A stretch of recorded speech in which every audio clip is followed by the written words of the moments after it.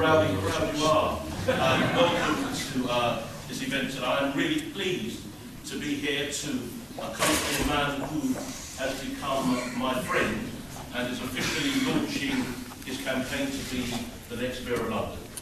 He's launching his campaign not in a glitzy central London location, but here in a community centre in Edmonton. He's launching his campaign not in the London that appears on a postcard, but in a London that people live and experience every single day. And beloved, the significance of this location should not be lost on you. This year alone, 11 young people have already lost their lives to violent acts.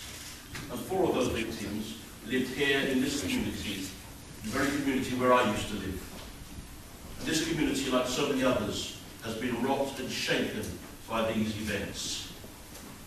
And when such tragedies are visited upon us, what do we look for? Answers or excuses? I guess like you and everybody else, we're looking for answers. I want to hear what our leaders will do, not who they think is to blame. I want to hear and I need to see leadership.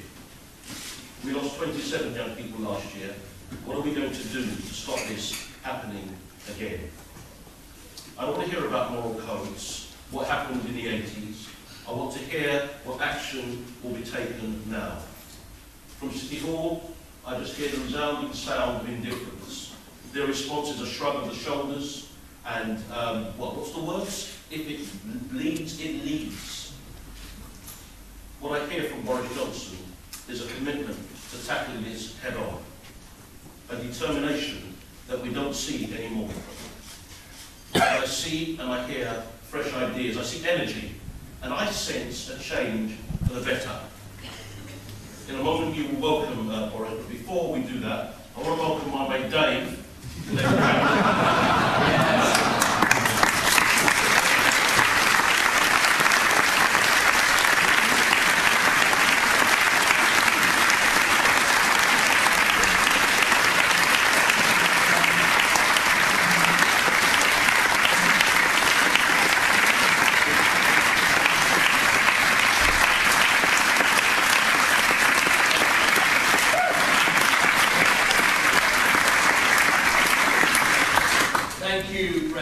Introduction. Ray is one of the most inspiring people that I've met over the last 2 years as being leader of the Conservative Party, and Ray, it's great to have you on Boris's team. Thank you. London is a great city. It's a financial powerhouse, it's a creative hub, and it is the 21st century's major global meeting point. A place where people come from every nation and every culture, and they come to live, they come to work, and they come to build a better future. And as Londoners, we're all incredibly proud of this city. But we also know that life here can be pretty tough.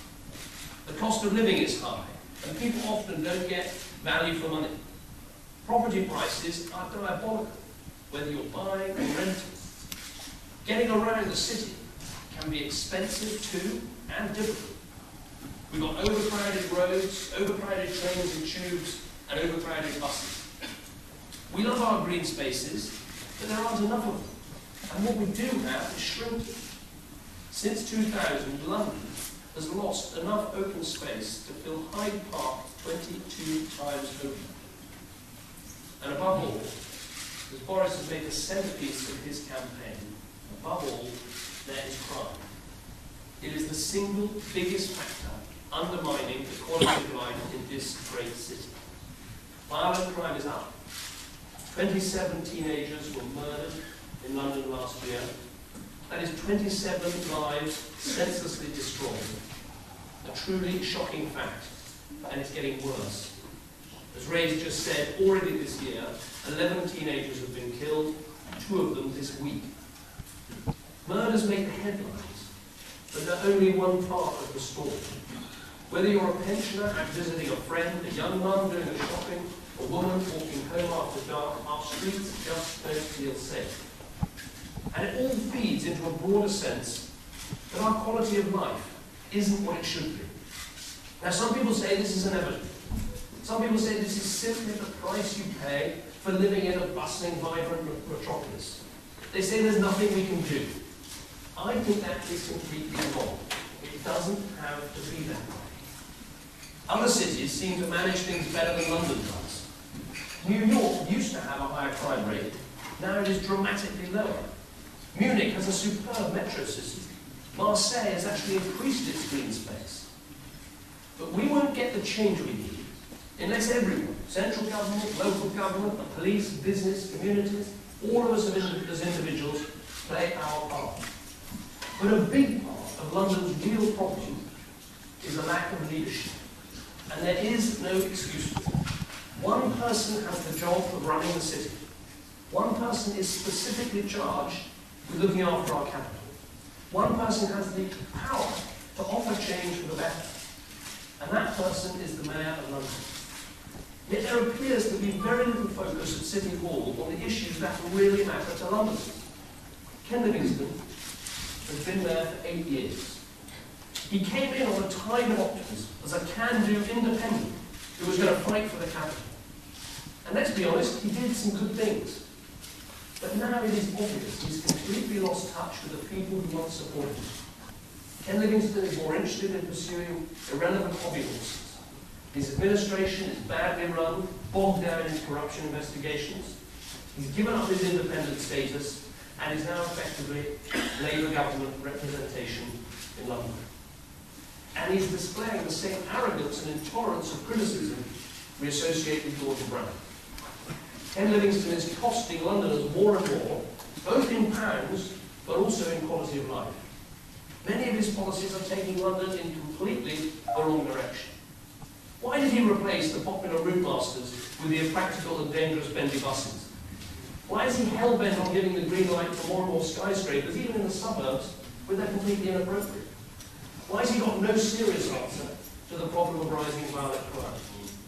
This is a man who taxes people more, but refuses to be held to account. And Londoners have got to ask themselves, do we really want 4 more years of the same? The answer has got to be no. But if people want change, they have got to vote for it. If the vast majority of people who really want things to be better don't vote on May the 1st, then there is a real risk they will wake up on May the 2nd with Ken Livingstone in charge for another 4 years. Fortunately, there is an alternative to that dismal prospect. Boris Johnson. Hooray!